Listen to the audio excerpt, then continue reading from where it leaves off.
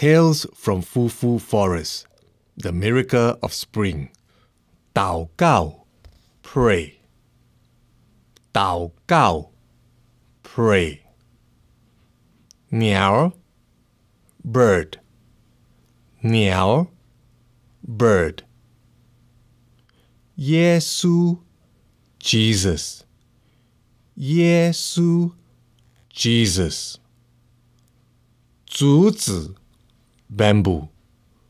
竹子 Bamboo.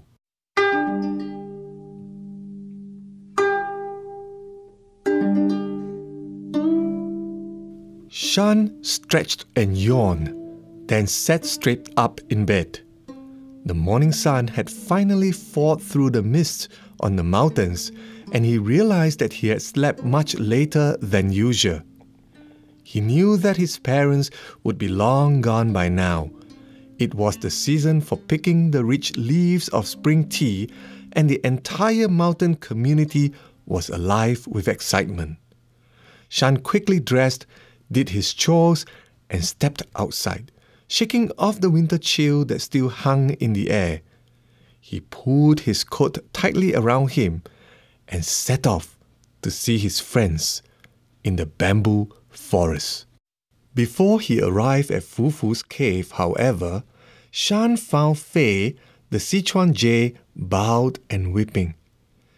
"Miss Fei, what is it? What's the matter?"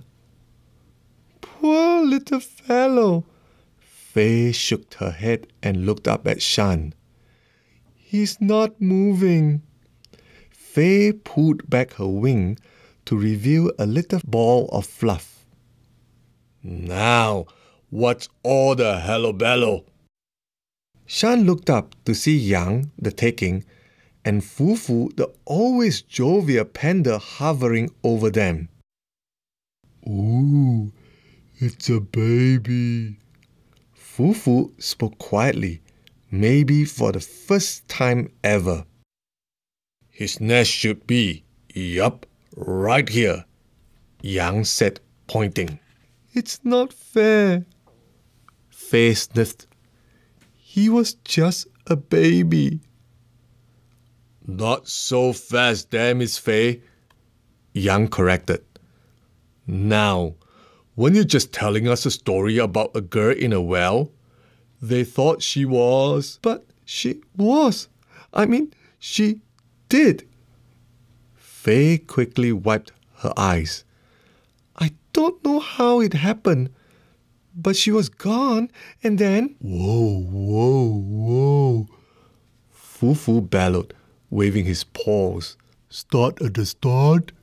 "Okay," Fei said, settling in, still warming the baby under her wing.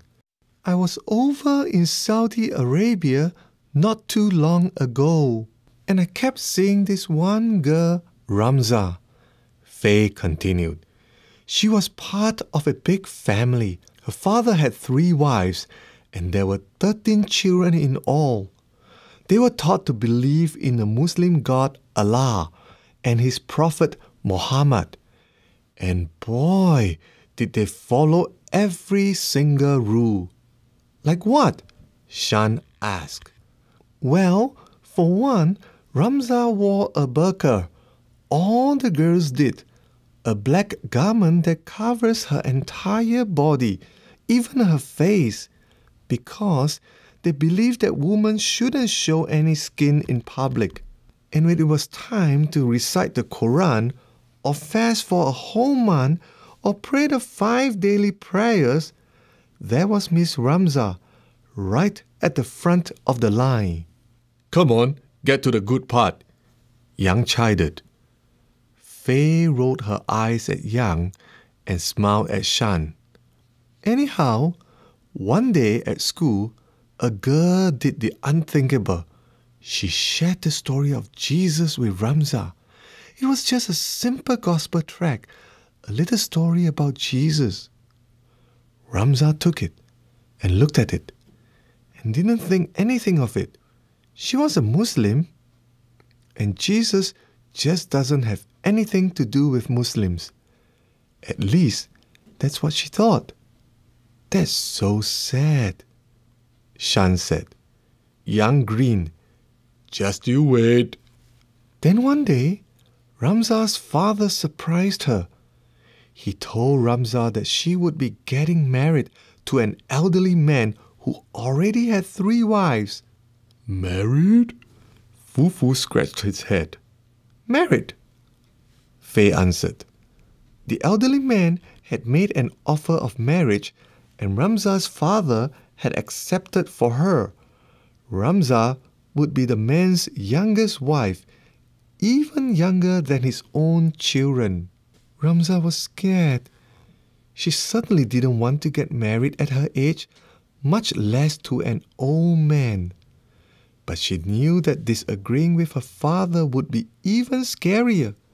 She begged him, "Please, father, just let me continue with school." He refused. But Ramza couldn't hold it in anymore. She yelled, "I can't marry him, and I'll run away if you try to make me." Fei paused and swallowed hard. And that she did. She continued quietly. In a split second, an uncontrollable anger welled up in Ramza's father.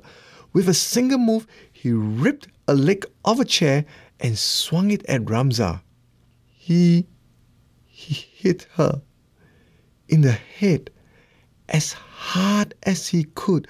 Ramza fell to the floor. She stopped moving. She stopped breathing. A few harsh moments passed before Fei continued.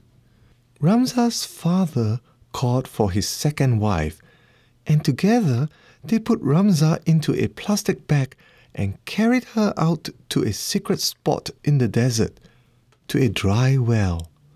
They dumped that precious little girl into the well, and then they just went back home. Fufu wiped a tear with the back of his paw. The very people put on this earth to protect her turned their back on her. Ah, yes, Yang added. But the one person Ramza turned her back on would be the one who would save her. How could anyone save her now? Shan asked. Fei shook her head. I don't know. I flew away the second that Ramza's father hit her. The rest I later heard straight from Ramza's mouth, and I wouldn't have believed it if I hadn't seen Ramza myself. All eyes were on Fei as she went on. Ramza said that while she was falling, she could only see a terrible darkness. She believed she was going to hell. As her life flashed through her mind, she saw her friend at school and the booklet about Jesus. This time, Ramza tried to take the booklet from her friend, but she couldn't reach it. Still falling, Ramza then opened her eyes and saw what she described as a strong, healthy, and beautiful man standing at the bottom of the well. What she said next, I will never forget. Fei shook her head slowly. Ramza explained, "The man caught the sack I was in, then untied the sack, placed his hands on my head and back, and breathed life into me. I opened my eyes as if I was waking from a dream. I saw the nail marks in his hand. I just knew that it was Jesus." "Jesus!" Shan said in a harsh voice. Fei nodded at Shan. Ramza said that it was Jesus who carried her out of that well. Then he said to her, "I am the resurrection and the life. He who believes in me, though he may die, he shall live." John 11:25, Yang added. Fei continued, almost whispering now.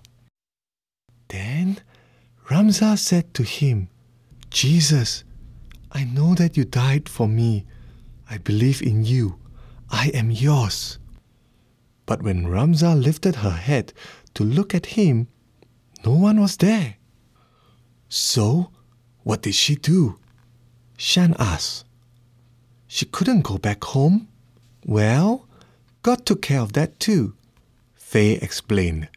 In a nearby village, a pastor and his wife had a vision telling them, "Go to a date plantation where you will find a young woman who needs help."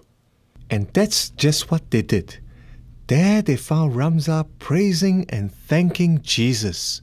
Ha ha! What about that? Young clapped his hands and kicked back on the rock, almost toppling over. Shan stifled a giggle as Faye continued. And when the couple introduced themselves as Christians, Ramza knew this was her new family, a family that would be hers for eternity. But wait, where is she now? Shan asked. Oh, she's still there in Saudi Arabia, Faye explained with a smile, working with other former Muslims to secretly share about the Jesus who raised her from darkness from the bottom of that well. Ooh! Faye suddenly jumped back. Young readied his walking stick for defense. What is it, Miss Faye? He moved, she gasped, and knelt back down for a closer look at the bird she had almost forgotten, right there under her wing. The little bird tilted his head at Faye and chirped. She squealed in reply, "It's a miracle!" Yes, it is, Miss Faye. Young grinned. The miracle of spring.